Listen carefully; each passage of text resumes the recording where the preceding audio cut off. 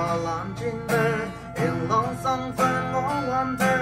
y pa lan sang ya ông pa nao mây a boy thân nhị thơ mon chin doctor engineer ai es y pa lan tơ hay nao mây mình pa nang nao mây ngai bư chính sâu ca mê ca wang môi hay man tu sinh hay man tu nao mây tơ ni tơ mai yo mê ngai ngô nang ni cha thầy li ca ra lan sinh hay man ô cái sang tu ni e wa we ya san ne dai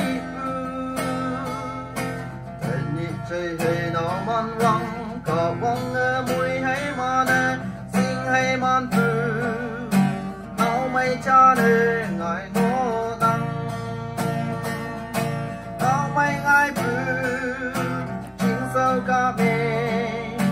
cả vong mùi hay man từ sinh hay man từ nào mây tơ ni tơ mai yo mê ngài ngô đăng mong quan pha nhật như trên lá lại nhớ lạc về sim hay man ok sang lung quăng nào mày ngài pha si giờ li bự ô ca quang chờ như ai cây bự kia pa cây lông pha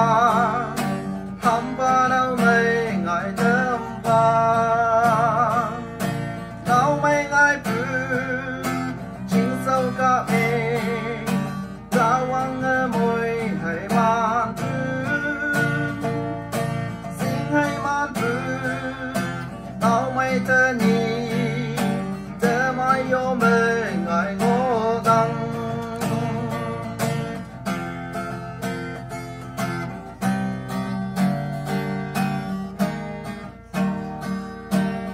chơi hay nào engineer man vang nang kaya thân ni nang cha thầy li ca ta lan thang te ô phu ngao lan a mây ya bay phu te mong mây nang ca wang pha treo lâu sang sơ về an pha